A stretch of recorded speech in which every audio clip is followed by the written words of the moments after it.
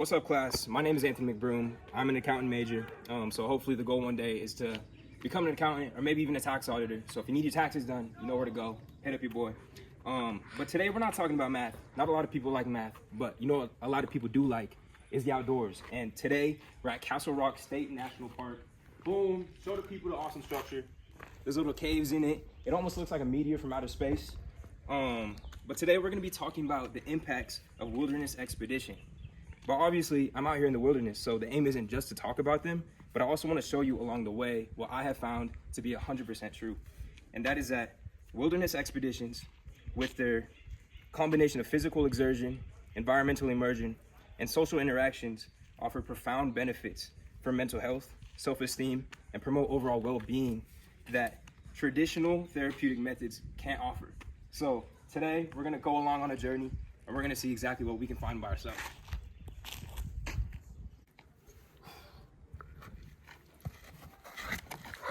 All right, did that look cool? All right, cut.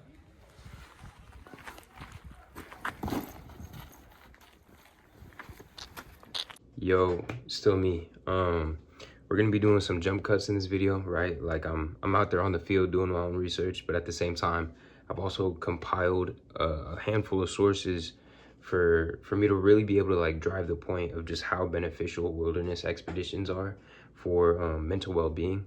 And the first of which is a Harvard study that I was able to find in a PNAS scientific journal, and it's titled Nature Experiences Reduce Rumination and Subgenual Prefrontal Cortex Activation. A lot of big words there. It's a Harvard study, some smart people over there. But the first one that I want to break down is the word rumination, is one that's used a lot in the article. And rumination, by their definition, is basically just like the tendency to overthink, which is something that a lot of us do, right? A lot, if not all of us do. We all have our own reasons for overthinking. You know, our brain is a very, very powerful thing. It's going to think about things all the time. It's always running. But sometimes it's going to think too much about something. But yeah, rumination is when one thinks deeply about the causes and consequences of emotions, most often negative emotions or self-relational emotions. And then the other word that I wanted to break down was subgenual prefrontal cortex.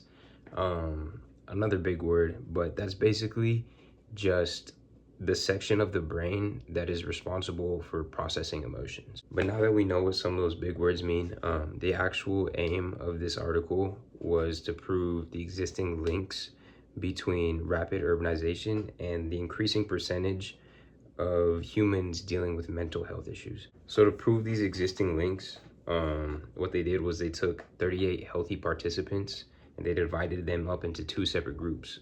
One in which went for a 90-minute walk in a heavily urbanized area, right? Like a downtown or a city.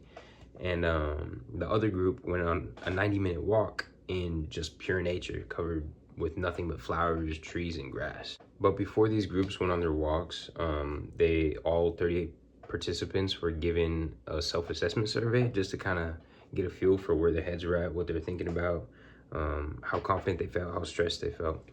And then on top of that, each one of the 38 participants also went through neuroimaging just to see how their brain was functioning. This wasn't just done before though, this was also done after the nature walks and the urbanization city walks. And what they were able to find from both of these methods was that there was significant decreases in ruminations for specifically the group that went on a nature walk, and ones that couldn't even be compared or replicated by the group that went for a walk through a city. Not just the self-assessment surveys, but the brain scans. The neuroimaging showed that there is significantly less blood flow to the subgenual prefrontal cortex, the part of the brain that we talked about earlier was responsible for processing emotions, because it's not working as hard. And this 1000% can be attributed to nature's ability to kind of just put us at peace. You know, you feel the sun on your skin, you hear the birds chirping, maybe there's a slight breeze. It's truly a nirvana-like experience, one that kind of just silences all the loud thoughts in your head. And this is 100% something that I can attest to in my own experience. Now, depending on what time of the year you choose to go out, you can see some pretty cool diversity of different scenes. Now, right now, we're really close to the start of summer, but that also means that we're wrapping up this semester. Finals are coming up, and it's really easy to get stressed out over finals and all the assignments you have to do and everything you have to complete. But when you go on a hike, I mean, I can tell you right now, the last thing I'm thinking about is finals.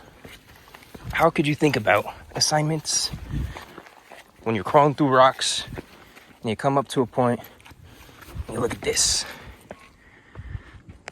Boom! I'm back. The second source that I was able to gather is one titled The Wilderness Expedition, an effective life course intervention to improve young people's well-being and connectedness to nature. And this was an experiment conducted by the Wilderness Foundation UK, in which they took 130 adolescent children ages 11 to 18, and they took them on expeditions that ranged anywhere from 5 to 11 days. The aim of these prolonged adventures was to rekindle the connections that exist between people and nature in the face of challenging climates, because I'm talking complete natural immersion. No electricity, no mobile cell phones, and like the only running water is like the closest river to you. Aside from just fostering this more natural experience, the Wilderness Foundation UK was also handing out questionnaires to each of their 130 participants in order to assess their self-esteem as well as their feelings of connectedness to nature. But also with these questionnaires, they're aiming to eliminate external variables such as the participants' gender, their living environment, and the location and length of these wilderness expeditions. Side note, 63% of these participants went on their expeditions in a game reserve in South Africa, while the other 37% were in Scotland, so two completely different environments. After the conclusion of these expeditions, they took all the data they had and they inserted it in what's known as ANOVA scales, which is essentially a math equation that tests the weight certain variables have on the results and outcomes. And before this entire thing was conducted, they also had a predetermined set number to say, hey, either this data is significant or this data doesn't really mean anything. Something interesting to note though was that the gender variable did show slight differences between both the boys and the girls, where the boys had slightly higher levels of self-esteem going into the expeditions than the girls did. However, across the board, post-expedition results yielded that levels of self-esteem and connectedness to nature were significantly higher post-expeditions. While it's not exactly summer just yet, so I can't go completely off the grid and show you guys how fast I can develop some really cool survival skills with no electronics in the outdoors. But what I do have is some pretty cool rocks to climb. Come check this out.